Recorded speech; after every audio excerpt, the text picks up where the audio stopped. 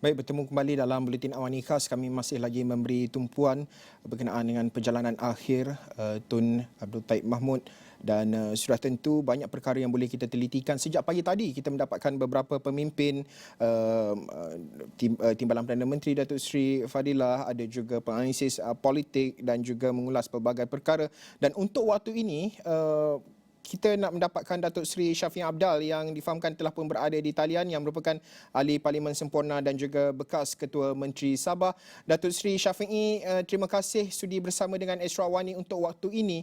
Pertama sekali, Sabah dan Sarawak itu tidak boleh dipisahkan dalam satu kepulauan dan penting juga untuk kita telitikan terutamanya dari segi latar peribadi dan juga pengalaman Datuk Seri bersama dengan Allahyarham sewaktu bertugas sama ada di peringkat persekutuan maupun hubungan antara negeri Sabah dan juga Sarawak. Mungkin Datuk Seri nak kongsikan dalam Buletin Awani Khas ini, Datuk Seri. Assalamualaikum warahmatullahi wabarakatuh. Salam. Dan terlebih dahulu kita ucapkan, kita doakan, ucap takziah kepada keluarga dan kita doakan kepada Allah SWT mudah-mudahan roh beliau Allahyarham Tun dicucur rahmat Allah SWT, seorang manusia, insan manusia yang telah berjasa kepada negara, bukan hanya umat di Sarawak, bahkan juga negara Malaysia dan juga Sabah. Saya yakin beliau seorang tokoh yang telah banyak memberi sumbangan, bukan hanya penyatuan umat, penyatuan negara, bahkan juga dari segi pembangunan wilayah Sarawak.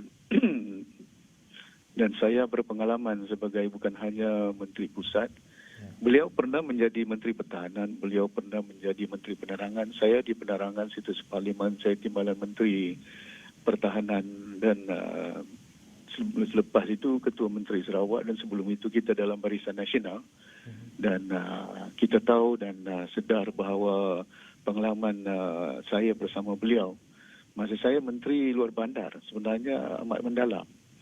Hampir 1 penggal lebih saya Menteri Luar Bandar, dan setiap hampir sebulan saya ke Sarawak, dan bila ada pertemuan dengan Allahyarham Tun Taib, dia tak nakkan saya pergi pejabat bincang tentang apa yang keperluan wilayah Sarawak dan rakyat Sarawak itu.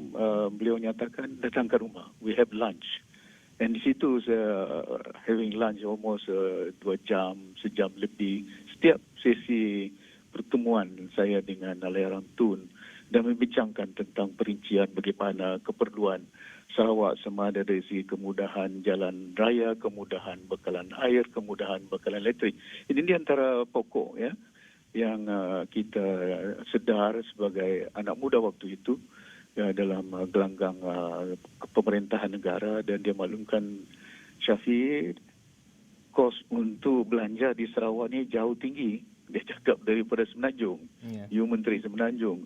Di sini kalau bawa bentumin, batu keliki nak buat jalan raya, menerusi sungai-sungai, tak ada jalan. Sungai, rejang sungai ni. Dan bayangkan kos dia berlipat-lipat ganda. Berbeza kalau kita nak bangun jalan raya di bandar, di Kuching, di tempat-tempat lain. Di Luar Bandar kos dia cukup meningkat. Di situ saya menyelami bagaimana keperluan. Sehingga beliau pun menasihatkan, you go to the rural area.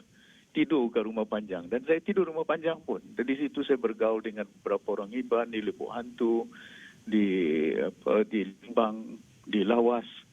Banyak kawasan ya, di Bario Bakalalan saya tidur di atas bukit ya, di situ. Dan beliau mempunyai pengalaman bagi pandangan, bagi nasihat. Dan saya cukup menyelami bila mana melihat pentadbiran Sarawak waktu itu ya, dari segi pengurusan pentadbiran distrik-distrik, satu tersusun rapi, satu kebersihan ya.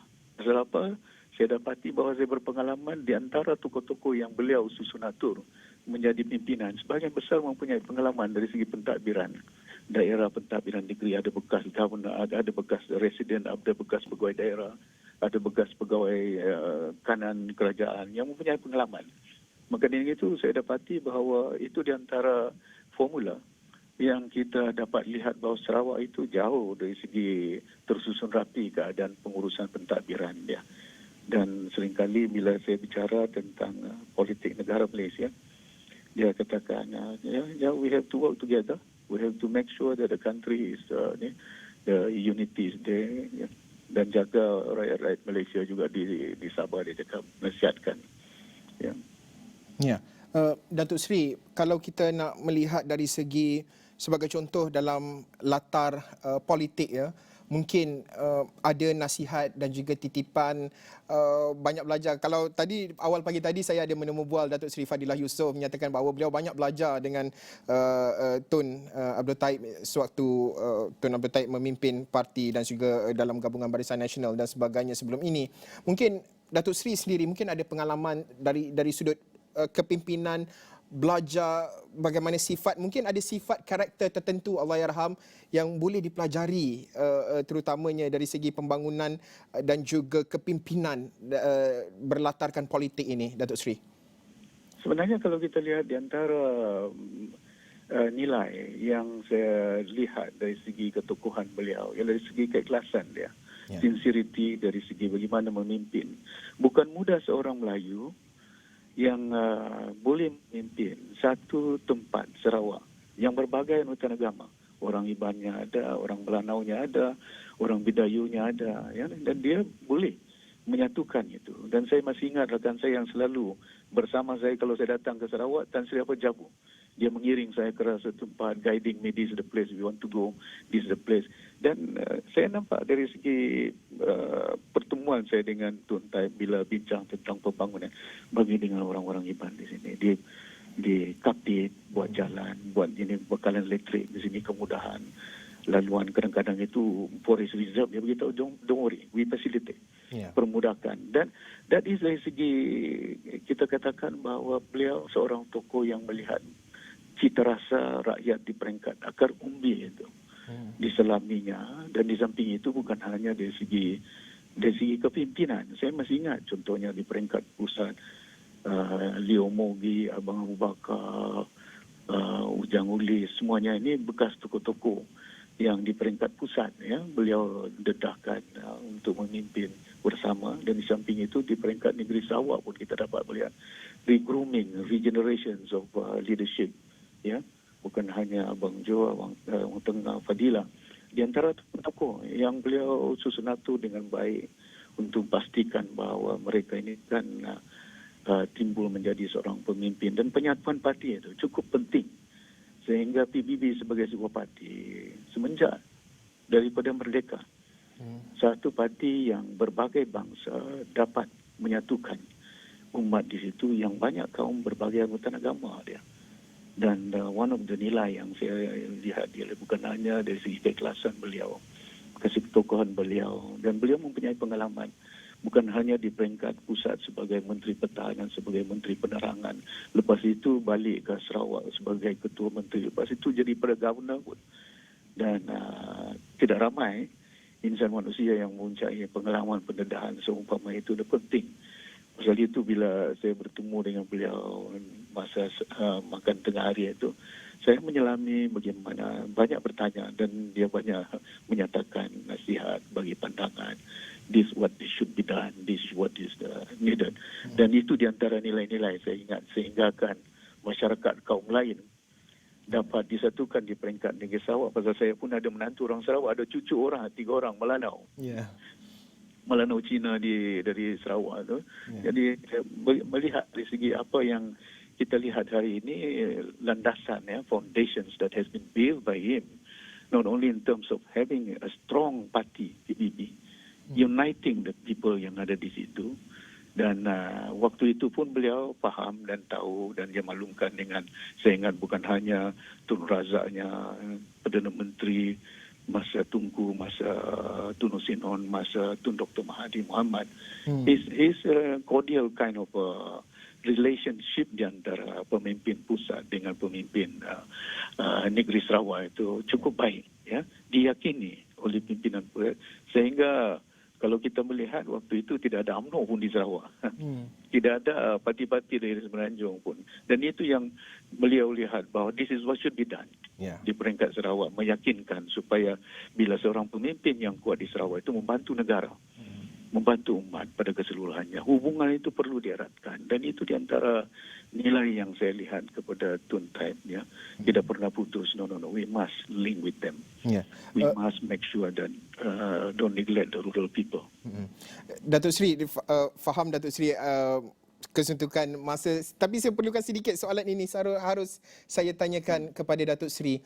Apa generasi baru terutamanya anak-anak muda yang perlu garap dan juga pelajari dari ketokohan dan juga kepimpinan Allahyarham, dan terutamanya mungkin mereka yang berminat dalam bidang politik dan juga nak menceburi dari segi pentadbiran dan sebagainya, apa yang perlu digarap, legasi yang perlu terus dibawa dan juga disemai, terutama dalam kalangan anak muda, pandangan Datuk Seri? Saya ingat dari segi ketokohan beliau itu kita sedar dan tahu nilai. Values in life. As a leader, you have to have value. Prinsipnya satu. Dari segi keadaan, bagaimana untuk memastikan bahawa penyertaan semua kaum. It's a values in there. Walaupun dia masyarakat yang berbeza, walaupun dia daripada agama yang berbeza, walaupun dia dari distrik berbeza, dan keperluan berbagai-bagai. Tapi bila saya lihat bahawa how inklusif Tun Taib dari segi pemerintahannya, dari kaum Cina, CPP, bernilai, prinsip satu nilai, it must be uphold. Kalau sekiranya kita tidak punya prinsip, ya, tidak punya nilai dalam kita memimpin umat, itu yang kadang-kadang di Sarawak ni jarang sekali kita dengar orang melompat sana sini. Jadi bagi generasi muda beramal itu. Dan satu yang saya nak tekankan, dia pegangan agama dia cukup kuat. Dari segi perkimnya, dari segi majlis agama di situ, dia banyak. Ya, saya sedar dan tahu beliau seorang tokoh yang memegang agama. Cukup kuat dia punya amalan dia. But what is important, saya tengok dari segi nilai-nilai. He's one of the last, if I may say, Mohican masa itu. Seorang pemimpin yang ada ketokohan dia, ada keupayaan dia, terbukti seorang peguam.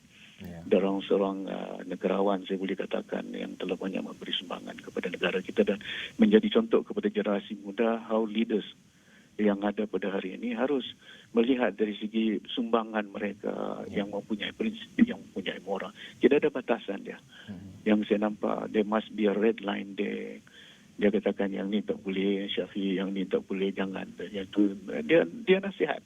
Dan itu yang saya hampir tiap-tiap bulan. Agak mudah bagi saya untuk ke Sarawak, banyak tempat, banyak negeri, dan agak selesa, kena kemudahan. Bila kita katakan, dipermudahkan, saya katakan ini. Tun, Tan Sri, waktu itu Tan Sri, nak macam mana dia? No, this one. Okay, don't worry about the state. Pentadbiran dia, I will just execute. I will just instruct. Dia buat surat saja, semua berjalan. I pantau bagaimana perjalanan and quality. Saya nampak kualiti jalan, kualiti lampu luar bandar, rumah-rumah PTRT, kita buat, kita nampak. Di samping itu bukan hanya peringkat pusat, kita ada agensi yang memantau, tapi di peringkat negeri itu, ya, quality of job yang ada. Maka itu yang saya lihat di antara pengalaman yang saya telah lalui, belajar daripada beliau. Dan saya cukup bersyukur kepada Allah SWT sebagai seorang insan mempunyai ruang dan peluang bertemu dan bekerjasama di antara dia. Sekali dengan Allahyarham ayahanda saya Tun Sekaran pun, dia di antara tokoh-tokoh yang telah memerdekakan negara kita. Ya. Jadi saya doa kepada Allah SWT, mudah-mudahan roh beliau dicucur rahmat Allah SWT.